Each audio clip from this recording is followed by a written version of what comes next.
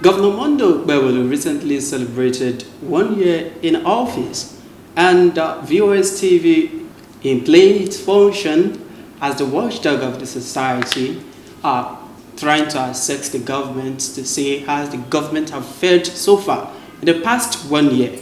The state media coordinator of the African Democratic Congress, ADC, Comrade Christopher Ojekere, made some allegations reducing the state government's performance so far to vendetta against the predecessor, former Governor Godwin Obaseki. That's Governor Mondo Bewelu's administration so far in the past 1 year has been based on vendetta against former Governor Godwin Obaseki. Today, we have the government's image maker to clear the air on all of these allegations Comrade Christopher Ojekere levied against the government. We have the State Commissioner for Information and Strategy, Prince Kazeem Afegbua, here with us. Prince Kazeem Afegbua, good afternoon, sir. Thank you very much. It's good to have you on the program today. It's a pleasure. Yeah, so how would you react to all of these accusations made by the opposition? How would you react to this? Thank you very much for the opportunity of this discussion. I listened to Comrade Christopher Ojekere. I wasn't surprised because I've encountered him before on 1 or 2 programs. If he had spoken something differently, that's when I'll be surprised. But you know, facts don't lie. And thank God we're all in Edo. We have seen the 8 years of Governor Godwin Obaseki. And what I would say is that if the Governor Obaseki that he spoke so much about, if he had performed in 8 years, we won't be fixing rotten schools, for which we have recovered 68 of them across the state. If he had performed so wonderfully well, we won't be fixing bad roads, for which they themselves, the opposition, alluded to when we started the Adesuwa flyover. They told us, no, why are you doing Adesuwa flyover? Go and fix GRA roads. And we said, if GRA roads that you say you have done, if they were good, why would you be telling us to go and fix them? They didn't get bad yesterday.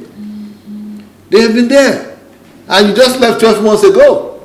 So why you say we should go and fix GRA roads? When you were there, you didn't fix them. Honorable Commissioner, government is continuous. Yes, it's continual, but it will be wrong for an opposition to be saying, stop flyover, go and fix the roads. When they were there, what did they do in the entire GRA? That's the question. So, you see, our problem is not about criticism.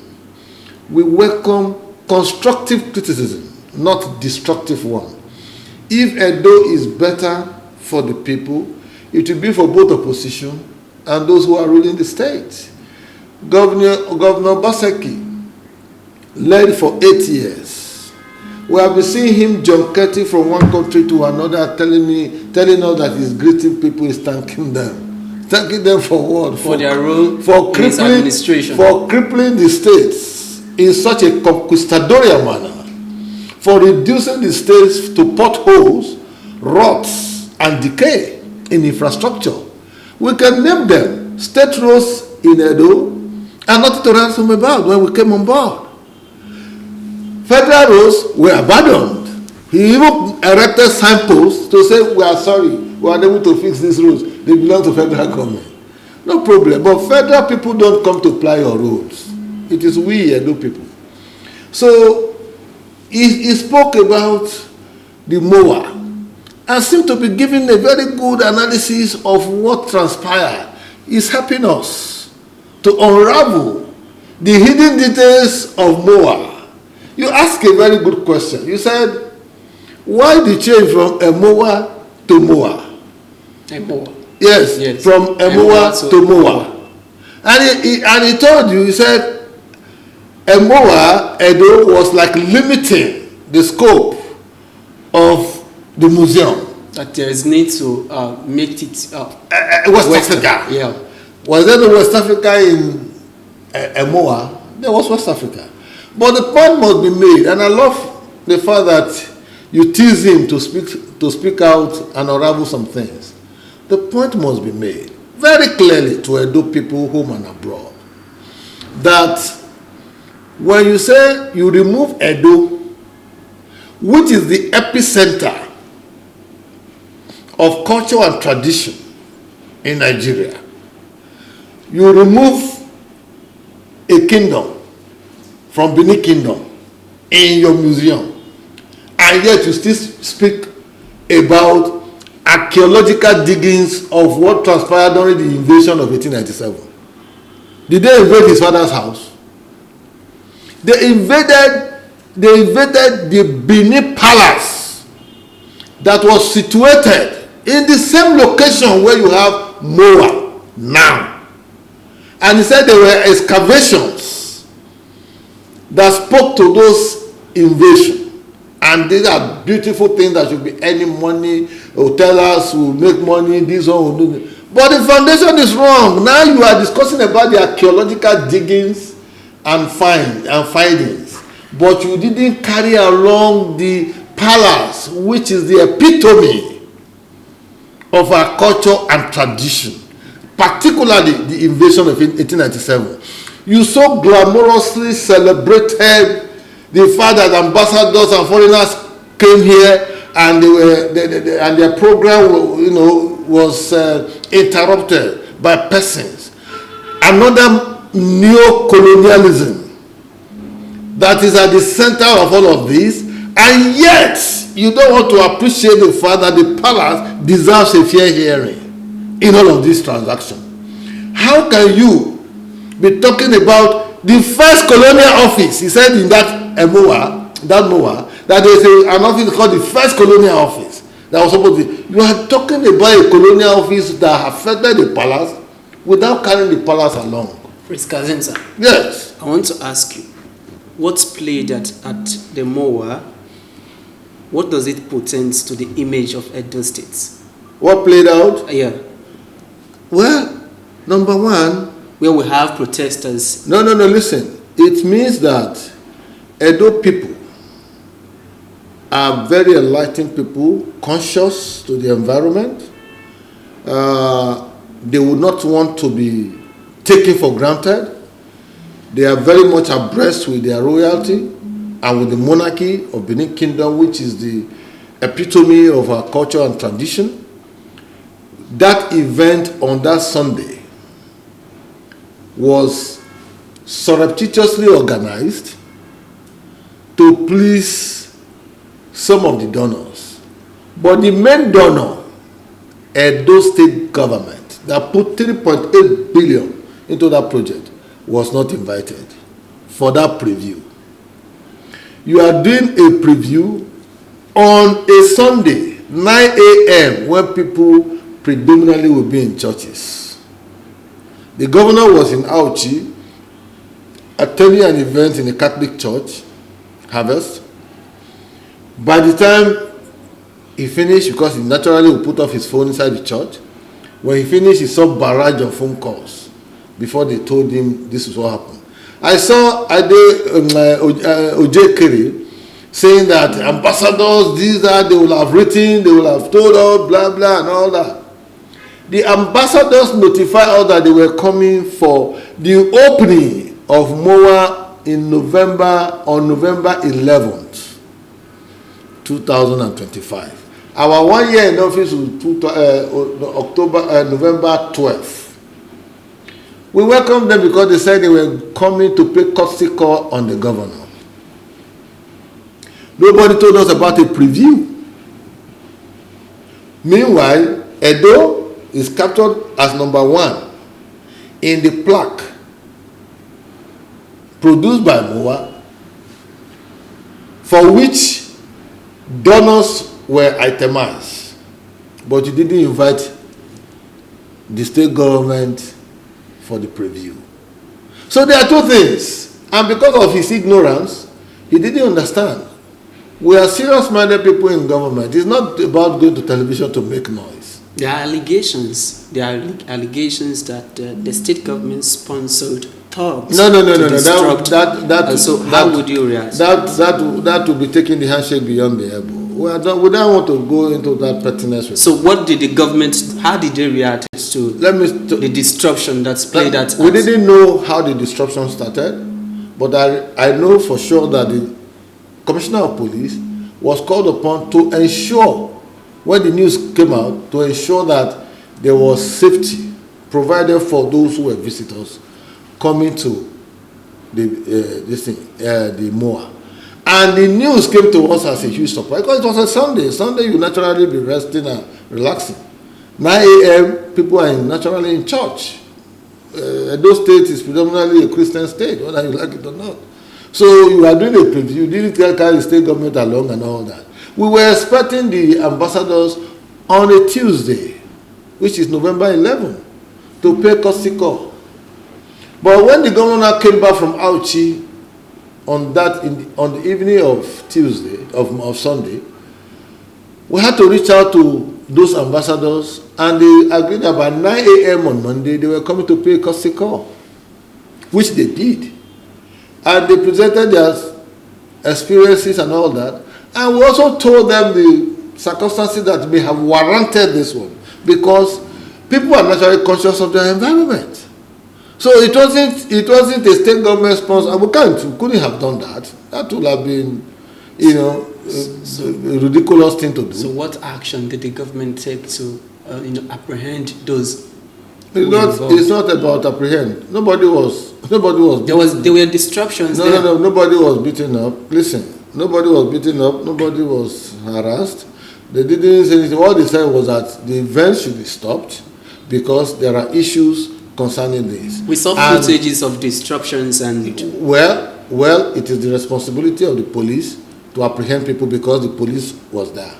So it wasn't our business. The police was already there. The governor gave instruction that police should quickly go there and make sure that he secures that place so that nothing untoward will happen to anyone who was visiting Edo. And when the ambassadors came, we explained our position to them. We went further, taking them to meet with the Oba of Benin. And the Oba of Benin spoke his mind and all that. When an issue is in dispute, you are bound to have different reactions when certain things happen. And so that place is in dispute, no doubt. First, because of the expanse of land that was taken for the location of that place. Second, because the location of that particular museum is within palace grounds, and for which the central hospital, part of it, central hospital was built before, and for which disrupting the central hospital also affected the master plan for the Benin city. Now you've taken the central hospital. You say you want to build the Salabasanjo hospital. You want to expand it. You didn't do the job beyond 50% when you left. Yet you invited people to come and commission it. The first colonial office in that place you were doing it, and this colonial office happened to be part and parcel of the palace ground, and for which the palace was invaded in 1897. So you couldn't have been doing all of this without carrying the palace along, or leaving the kingdom out of a Benin kingdom. The Benin kingdom resonates with our culture and tradition. The Benin palace and the Benin monarchy also epitomizes our culture and tradition and our cultural heritage.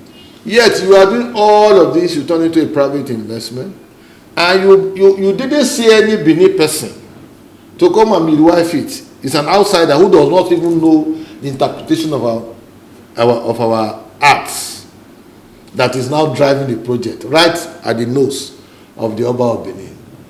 No community will take that, because even in our simple elementary economics of those days, when you are citing a factory near the raw materials, the host community, there's what they call corporate social responsibility. MOA failed that test woefully. Now you're talking about the MOA itself. From Legacy Restoration Trust, you move to Edo Museum of West African Arts.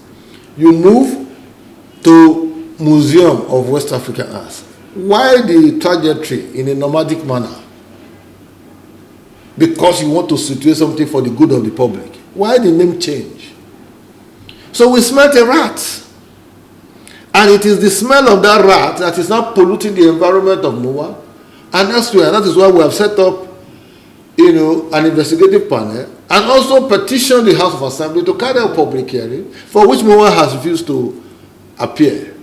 Because that will give you opportunity to speak. And according to the legal counsel to Moa, the case is still in court, so there is no need for them to... We are not aware of whether anybody took any case to court. If they rush to court, no problem. We will meet them in court.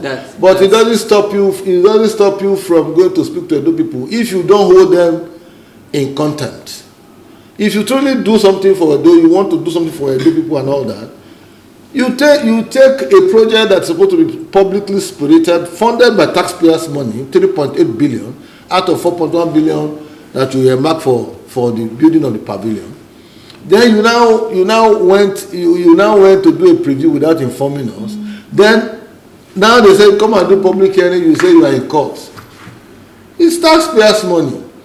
Memos were written. We are in possession of those memos.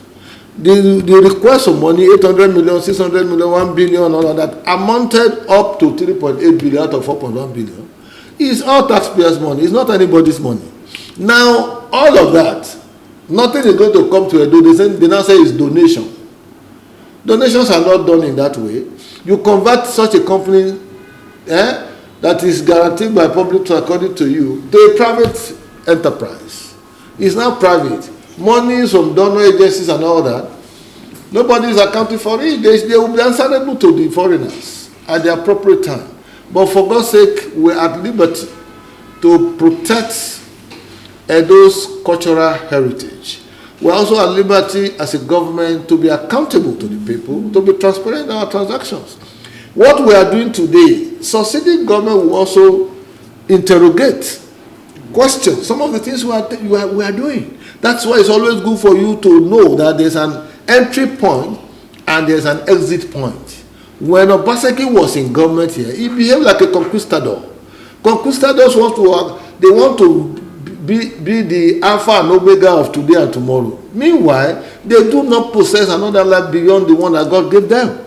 So it's a wake-up call to people who are in leadership position to always be conscious that there is always a tomorrow.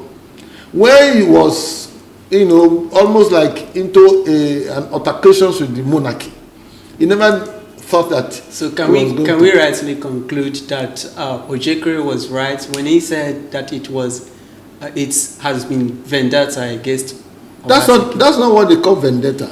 Vendetta is when something is right and you are trying to, just visit your hate and your anger against such thing.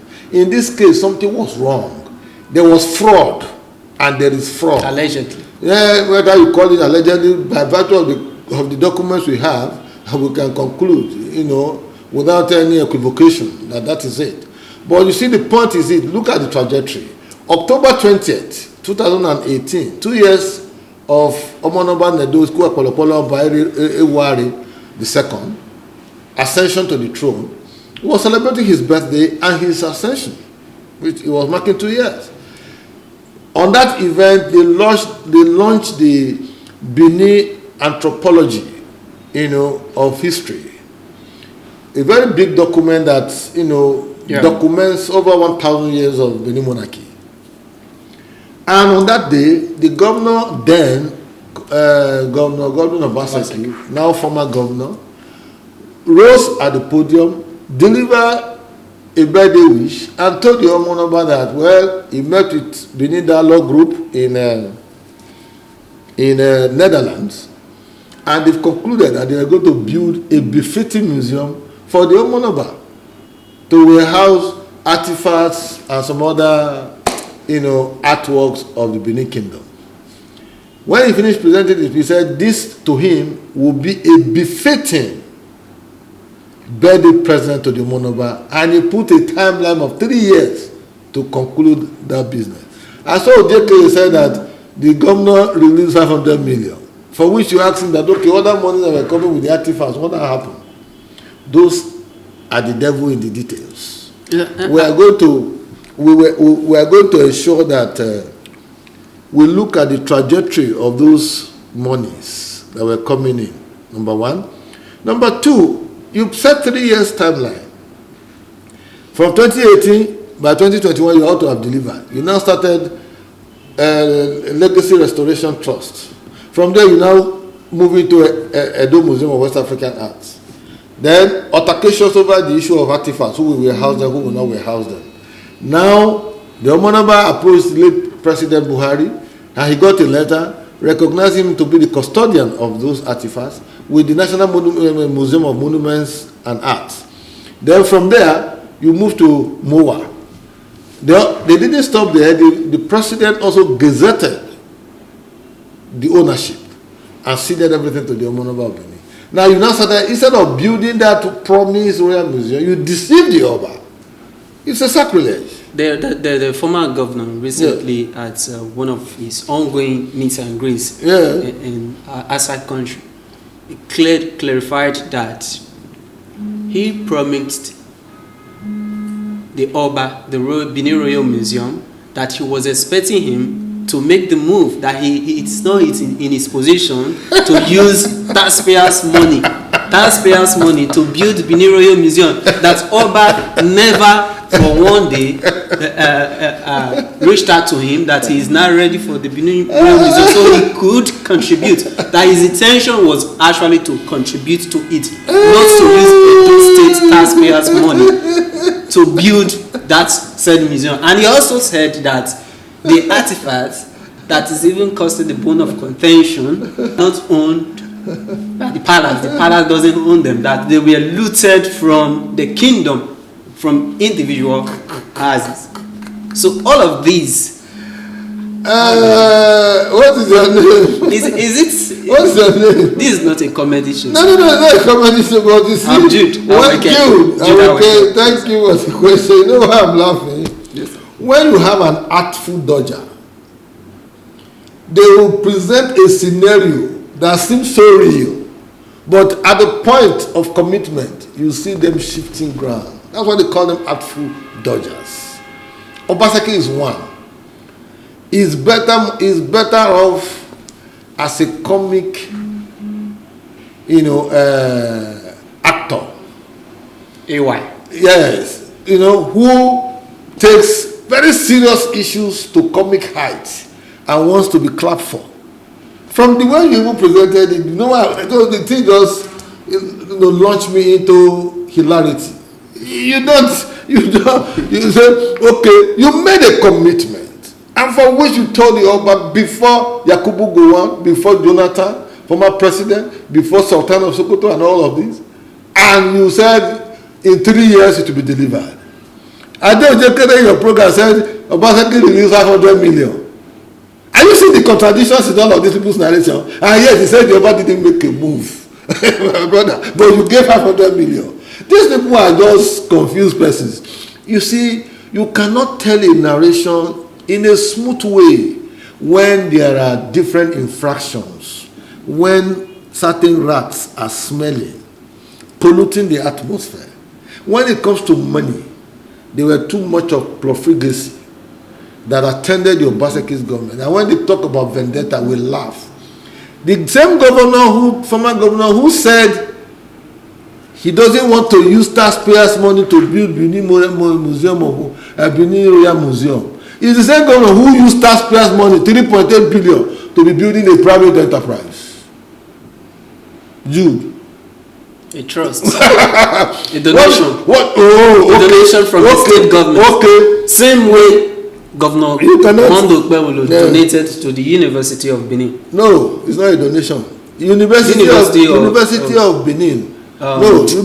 UBTH is serving what we call a place for medical interventions for Edo sons and daughters. This is a different thing altogether, because if you take University of Benin Teaching Hospital away from Benin, we will be in serious health crisis. That must be understood. Now, people need to be well. Listen. Same way. People need to be well to visit museum whose profit, whatever, is in private pocket. UBTH is not in private pocket. It's a federal government establishment. There are two things. So, if you help to sustain the institution of federal government within your domain, just like we are fixing federal roads now, it is the people who will benefit from it. But this one, the private individuals who don't even know anything about the culture of our people, we call it a Museum of West African Arts. No problem. The contradiction in their narration is what is giving rise to all of these tempers and anger. So for me, and for us as a government, you cannot forcefully take over palace ground. You want to build a museum without carrying the palace along. That's why from our interrogation, we started seeing a lot of question marks. And those question marks will be answered by those people saying, we are going to petition EFCC, we are petitioning Interpol, so that we'll bring all these people to book. We'll put them on the table. The money you got from social play, we want to see how you expended it. We want to see how much figures you got. It is the same mentality that greeted the Radisson Hotel. And I saw your guest, Jekiri, blabbing and talking and trying to justify inanities, bestialities, profligacies. How do you invest taxpayers' money, 25 billion you took from stock market, into a hotel project, a building that's already existing? You now that you demolish it, you continue to reinforce it and all of that, and you are producing Radisson Hotel. After we have spent about 31 billion on that project, you now gave Edo State government money 5 months to your exit, 20% share. You register a company, May 2024, 5 months to your exit. June, July, August, September, October. Then November 12th, you exited. Register brand new, the guy, the wife, and the daughter at Corporate Affairs Commission, CAC. We challenged them to produce the documents of that thing. When we did asset verification, we went as far as going to the CAC. The guy came and you gave the guy 80% ownership of Radisson Hotel, built by the Edo taxpayers' money that was sourced from stock market. As we speak today, Governor Monday Okpebolo is paying 385 million monthly to defray the cost of that place. And that is what you call a guy who is technocrat, technologically savvy. You say it's very brilliant, it's very interesting. You see that 20% to us, you give 80% to those. This is your investor that has never done business before with that company. The company was registered brand new May 2024. We have the records. Now you gave them 80%. You said they brought 10 billion into the project. And we have brought 31 billion into the project. 10 billion is greater than 31 billion in the estimation of those who were technocrats. The former governor claimed that on what's played at the museum, that people will be charged for terrorism against the international community and diplomacy. He's also alleging that the government is just trying to cover up inepts, that the government led by Governor Mondo Okpebolo doesn't have, a blueprint of how to govern. And so we see all of these name calling, all of these confusion. If you look at Governor Mondo Okpebolo, in all sincerity, he wasn't going to even probe Obaseki. He just wanted things to go on. Because I saw Ado Jekiri talking about transition committee that was set up and that we ran away. Chairman by Odobu. That's not true. You don't sit down on television and just tell some bogus lies. Because if they born you into lies and they clothe you in lies and what you eat every day is lies, you always reason like a liar. That's the truth. The point is, well, they didn't hand over to us, and we mean it when we say that, because they would say they were running e-government. They established 41 agencies that were doing the job of civil service. There were no promotions. Our civil service was depleted. No promotions, no recruitment. So when we came on board, we didn't have access to the e-government platform. How do we have information to govern? We have to recruit, some IT wizards who helped us to unlock some of them using the back end.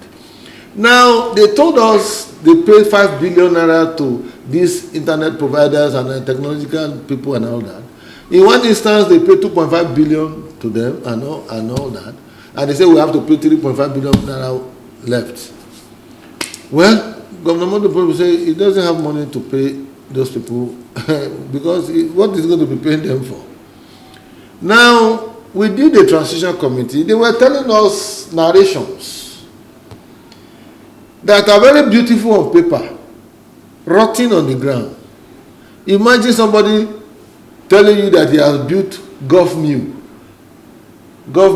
apartment, and in front of Gulf Mills is a swimming pool covering the road, bad road in front of it.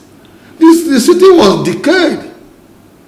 Roads were bad. The governor of Obaseki got stuck on Sapele Road, flooding. One time, and they were videoing, the governor, don't hear, he couldn't come up. Has it been addressed now? Yes, they are working on it. Go there, please, carry your camera to go to that place. You see that the work is ongoing. It's because of the rainy season. That's why they're slow pace of work. But once the dry season comes, it will be.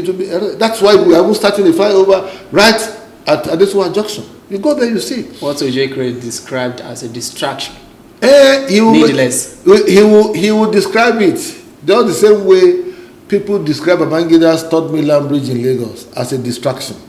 But when it was fully built, the same people who describe it were the first to be enjoying plying that road. When they said they wanted to repair Third Mainland Bridge, the same people were the ones shouting, "Oh, you want to cripple Lagos economy." So we know Nigerians for that. We need to save traffic jam in Adesuwa Junction. People plan from this thing so that people will not spend too many man hours on the road. The Ramat Park flyover, we need to also secure it. What I'm telling you is that you couldn't have set up a government that was so productive, and yet when rain falls in Benin, what you see is flooding everywhere. Thank God you live here. You have your camera. Go around and see. So we are recovering quite a number of roads.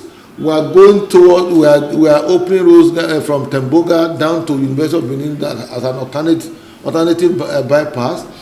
We are doing the flyover. It will be delivered in April. These are not MOU projects. This is one of the several interventions we are making. The Army Day Secondary School, we have recovered it. Chairs and tables have been provided. You can go there and you see. Oredo Girls is there. New Era School is being recovered. So many of them. So we are not speaking in audio terms, as it were, those era, where a lot of boys were put into one building to be responding to social media criticism. We are talking about practical governance that you can see. We are not listening. Of course, a government of Obaseki, 8 years, in their records, they said they received 1.68 trillion naira in 8 years. Okay. Show us the legacy projects, road infrastructure, health infrastructure. Our general hospitals are rotting. You need to see them. During campaigns, we played all the videos because we went round. Now we have built 60 primary health care. I want them to disprove it. That so that we begin to give them the addresses. That's how to do criticism. He said the shine agenda of Governor Mondo Gbewu, the light that is shining through that agenda is reflective of former Governor Obaseki's administration. Okay, it's a reflection. Yeah. Did Obaseki build 60 primary health care centers in this state? They didn't even equip our hospitals. The one that Boshomole built, specialist hospital, was there no problem about it? Quarrel over the ownership. Did he not cede it to somebody from Delta State to be running and be making money, and government was spending money without making money? It has since come back to Edo State. We are running. He ran Edo State with strangers. People we don't know. People don't. who are not part and parcel of our homogeneity. He quarreled with everybody. He quarreled with this, he quarrels with that. Traditional rulers were afraid to breathe. He tried to balkanize the Benin Kingdom by promoting the NOJs to become kings. Just because he refused to share money for the leaders, according to him. Not me. Now, when you refuse to share money, the understanding will be that you will use that money to impart meaningfully to, on the people of the state by providing infrastructure. Edo Best program, his education program, would you have believed that 68 schools were still in Edo State that were suffering total neglect, decay, and rot? Would you have believed that? Army Day is right over here at the heart. All Edo Girls is right at the heart of Benin here. New Era, the same thing. America, the same thing. There are so many of them that we have recovered. We have supplied chairs and tables. When we interrogated the Edo Best coordinators during our asset verification, they were paying that consultant 160 million naira every month. For doing what? They say for writing lesson notes. Uniform lesson note into a tablet, so it goes round. That is what they call Edo Best in their own estimation. And this is a man who calls himself a technocrat. Bocom. At Edo Best, we saw a record that World Bank brought $65 million. Only $5 million was captured in their record books, for which they were taking money. $60 million. Till today, we don't know what has happened to that. And a government that received 1.68 trillion increased our debts from 45 billion he inherited to 705 billion with the debt management office. The records are there. Go and check. Now, he spoke, Obaseki spoke in one of his meet and greets that the government he inherited, the economy was bad, this one was bad, that's the Shimole government. Yet, Obaseki was the chief economic advisor. Dude, can you imagine self-indictment? So all of those things that they told the Edo people that he did, that if Shimole actually succeeded and all that, that it was Obaseki that made it possible. So it was all a fluke. So you see, history and time have a way of, correcting so many things. So the man claimed he inherited a government that was in comatose. Yet he prided himself as the chief economic advisor of that government for 8 good years. So that means he misled Oshomole. And that is the same way he misled people when he was in government. And now because we have a platform to see some of those details, we are exposing them. They are getting angry every now and then. I was talking about terrorism. He's the one who is actually a fugitive in another country. He should come back home and answer to his meeting. Why is he not coming to visit Edo people? To say meet and greet Edo people in the different local governments. I thought that by now he would be in Edo to be going out from. Meeting Edo people in the diaspora. No, diaspora never voted in the Obaseki 2020 election. He said they contributed meaningfully to the. They may have contributed money. My brother, the real voters are the ones you should be thanking. Meet and greet. They are captured into 192 wards in Edo State. You should be going out to thank them, meet and greet Edo people. The ones in overseas, they are sponsors of their families back home in terms of remittances, but they don't vote. Those ones who register here also will naturally come and vote, but the larger chunk of them don't vote. And there is already a quest for absentee balloting. That is those who are overseas to be able to vote in wherever they are. So it is not enough for you to cajole them, to try to massage their ego, to say they supported you, they do that, and all that. What happened in 2020 was President Buhari giving support to him because some of his friends in APC said because he was removed from APC that they should support him because he promised that he was going to decamp back to APC. He never did that. When he came to PDP, because he's always a cantankerous personality, he decided to balkanize PDP. I was in PDP then. I challenged him that they shouldn't give him the ticket. He ran to Wike in Port Harcourt, himself and his wife, were almost like prostrating, begging them for the ticket. There not be all of them. And then they gave them the ticket. They were his first casualties, first victim of his high-handedness and dictatorial tendencies. And by the time he was leaving, PDP was fashionalizing to today. That was why we won election. They vulcanized them. You have the Obaseki fashion, you have the legacy fashion, and you have the Philip Shabu fashion. So three fashions in one party. How can they produce a governor?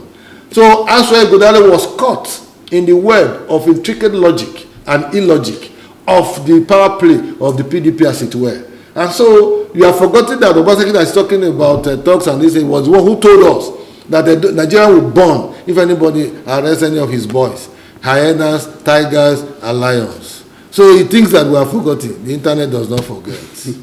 Is it a fact that the Governor Mondo-led administration has no blueprint? If you don't have a blueprint, how come he mentioned SHINE, the SHINE agenda? That's our mantra.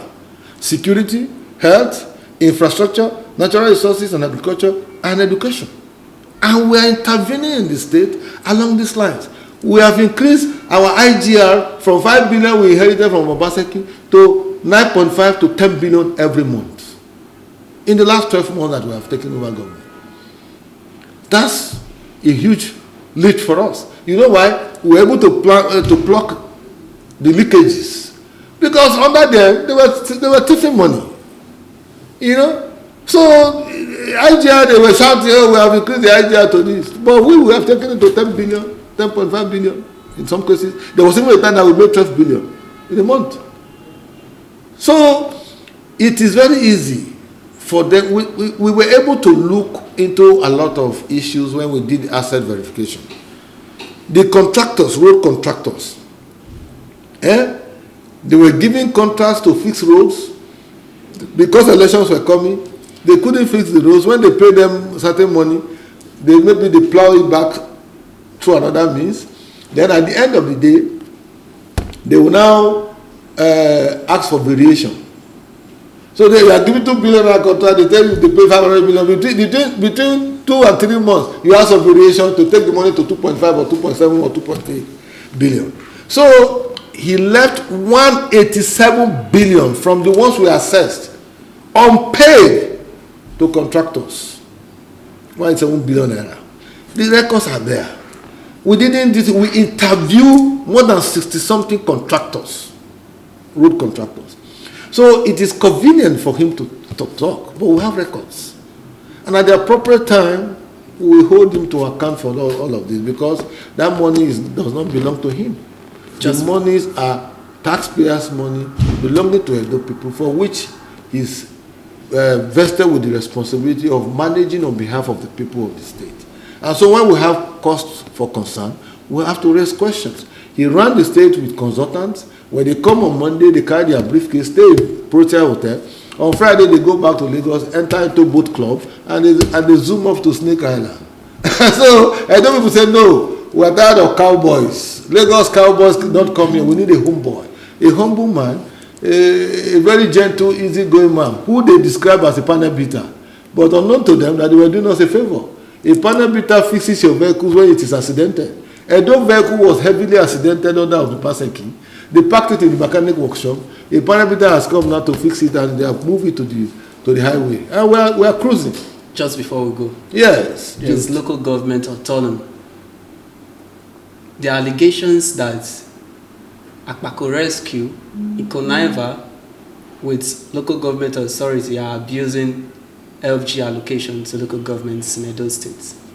Well, we have not seen any local government chairman, vice chairman, who has raised concerns about anything. It means that they are in sync with our philosophy, our mantra, our developmental initiatives, and we have also given them free hand to do things in their communities and in their local governments. I go around, go to Akoko Edo, go to Esako East, go to Esako West and all that. Chairmen are doing projects on their own. They are contributing to the Edo collective, the Edo narration and all of that. Because it is easier for people to say, oh, local government autonomy. What they did under Obaseki was an eyesore. The Algon chairman, who used to be the local government chairman for Orion local government, we saw a lot of plundering. Is the state interfering with state local government? We are not touching their funds. We are not. They have their resources to them. And by next year, there will be election in July to bring in other democratically elected ones. Because some of the ones operating there now are the ones we inherited. Just before you go? Yes. Go ahead. You can ask as many questions as you want to ask. I have all the time to respond to them. What advice do you have for Edo people? Well, my advice is for them to open their eyes, have opportunity to interrogate us as we proceed, because we are not master of all in the state. We have come to deliver leadership. We have come to offer service. If we make mistake along the line, they should bear with us. They should also understand with us. Not to make mistake at all is to think that you are the imperfect God, like the imperfect being, or is to play God that is infallible. We are humans. And so when we make mistakes, we will make amends. And the Edo people should understand that we have the ingenuity and the genuineness of our hearts to respond to developmental challenges that we inherited. The halitosis, the rot, the decay in infrastructure. And we are gradually picking up the gauntlet to address all of those peculiarities. We are fixing roads across the states. We are fixing schools. We are fixing hospitals. In another 6 months, 7 months, by the time some of these, interventions begin to yield fruits, Edo people will see for themselves that the 8 years of Obaseki were wasted years because they promoted their own interests.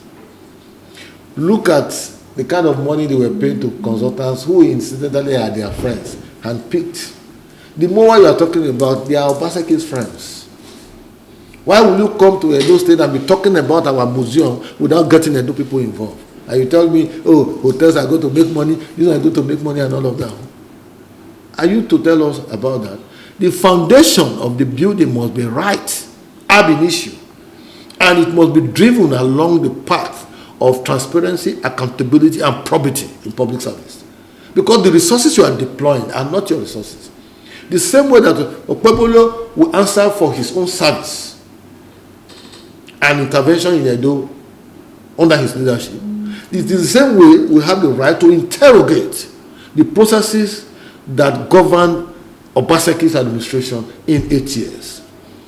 And they can be running from pillar to pole overseas, visiting Rome to go and see the Pope to beg for forgiveness and all of that. They can go to Glasgow or Edinburgh to go and drink palm wine. That's not our business. Our business is that every Edo money that was misappropriated and wrongly spent for frivolous adventures, we will interrogate it, and the one we can get will get it back. Those who presided over Edo Best, where are they today? They told you and I that Edo was e-government, e-education, e-learning, e-everything. My brother, where is e-learning? You and I will live in this town. Where is it? Where are the internet services in communities like Okpela, where I come from? Okpekpe, Agedibode and all that. Where are the infrastructure for e-learning? Why do we deceive ourselves and deceive the people? You sweet talk the people because you feel that that is the only way they can support you. Why? If they supported you to come for a second term in 2020, what have you done to show appreciation by way of service delivery? Just before we go, you will say it in the next 10 times. One more thing, very important. Yes, it's important we talk about this. A popular critic of Governor Mondo Gbewolo, based in diaspora and Edo indigen, known as Abat Obazi, was attacked by one double chief. Yeah. Yes. Double Who is Abat Obazi? He's a Benin man. Yes. And Edo son? Yes. Oh, okay. Based in the diaspora. So he was attacked there for criticizing Governor Mondo Gbewolo's administration. Allegedly. Oh, so the attacker who attacked him? The said double chief. Okay. Yeah, slapped him. So the attacker allegedly was invited by the Edo State government to Benin City. No. We don't celebrated. We don't thrive in those. So we saw some government officials. Namely? From footages, saw an SSA to the governor, and we saw a member of the state of the State House of Assembly. They may have acted in their personal capacity. Yes, we want to clear the air. No. They may have acted in their personal capacity, please. Okay, this is not. The Governor Monday Ukpebolo is a man of peace. You will discover in Edo State that even those who were his virulent critics during the campaign, about 80% of them have emptied into APC. He has absorbed them. He has also given them appointments. The man who was Obaseki's chairman of Edo Internal Revenue, John Inegbedion, is a special advisor to the governor today. These are people who criticize him. Friday Tula was one of those persons that also rang all kinds of commentaries against the governor. He's a member of APC today. Imosili is another. He's a member of APC today. So there are quite a number of them. We are not in the business of witch hunting anybody for whatever they do. We allow their consciences to judge them. I think so. If all those persons have done anything, it may be in their personal capacity. It is not a state policy for us to go against Edo people. We rather don't you think this portends bad image to the government? We would rather if they are acting on their capacity and they are part of the government. They will definitely be cautioned once you study the footages you said. I haven't seen the footage. But definitely, if there are footages that speak to this direction, we'll put them to task. Definitely, there will be sanctions, appropriate sanctions meted to them. But people can respond to issues in different ways. I want to believe the Abat Obaza you are talking about. I heard him saying 800 billion was used to buy vehicles. My brother, a sane person cannot make such a statement. 800 billion is not 800 naira. It's not 800 million naira. Please, people who come out to criticize, they should not be carried away by infertile insemination. They should be carried away by facts and figures. Have we received over 800 billion since we came into office? Let alone deploying that kind of resources to buying vehicles. Meanwhile, we are doing a lot of projects across the state. So please. But you said you don't know Albert Obaseki. No, I've just told you. I said I had a statement by him. I really don't know him. That's the truth. I don't know him, but I had a comment that he made. I don't really know him. I don't dwell in inanities. I like to, speak to issues that would, tax my intellect. Issues that will convoke constructive engagement and collective bargaining. I'm not detained by the vuvuzelas of Obasekis who are junketing all over the place, drinking palm wine in beer parlors and all that, and be shouting that, oh, we are here. No, my brother. Governance is a serious indulgence, and leadership is serious business. You don't trivialize leadership on the altar of palm wine and beer in beer parlor. Alcohol, and then once you are intoxicated, you now begin to say all kinds of things that you are saying. I expected a man like Obaseki, for example, to come back home and go local government to local government or to thank people. Thank you, you allowed me to finish 8 years and all of that. But he can't walk the street of Benin. He's being chased by his shadow. Why? A former governor. He can't walk. Let him come now. Let me come and go. Is this a threat? It's not a threat. We are pleading that they should come because it may help us to add value to our state discourse on critical issues affecting the state. If the state is better for all of us, the better for you and me. But if you are overseas, you are traveling from one place to the other just to go and meet, and you left the real voters in Benin and in the 18 local governments, 192 polling units and 5,000 plus, 192 wards and 5,000 plus polling units, then you are not doing them, any modicum of good. We need people who can come and help us ginger, enlightenment processes, so that people can begin to get conscientized, mobilized, and sensitized to interrogate government activities. The way you have come to ask me questions is cherry news to me, because I'm able to speak to the issues on ground. And I've told you that we have not gotten to the El Dorado for which Obaseki said Edo has gotten to. They said the Edo economy was this, Edo economy was that. My brother, you are here in Benin City and Edo State. Where is the economy that has attained that El Dorado status? Where is it? He claimed that it has been crippled by Governor Mondo. Then it means that it was a fluke ab initio. Because it's only a fluke project that will be crippled by somebody. You see, when you say you build a 10-kilometer road, it's expected to last 15 to 20 years, isn't it? If in 6 months is washed away by erosion or agents of denudation, are you going to be blaming Okpebolo for that? Then just look around. Where are the roads they said they contribute? Now we are working on 254 kilometers of road. I've given you accurate figure. Go to Ministry of Works and tell you. Out of that, we have recovered about 52, 53 kilometers. I've not told you that we have reclaimed all 254. But when dry season comes, we hope to fix all of those 254 so that Edo people can see, who can move around. The roads going to their own leaders' homes and all of that, they were left abandoned. We are doing them now. Look, I go to Ekenwa, you will see activity going on. We are not pretending about it. I will tell you, you have your camera, go around, you see. We want to take it from Ekenwa down to S&T. We are finished, we pass S&T, down to Gelegele. They told you they were doing the Gelegele port.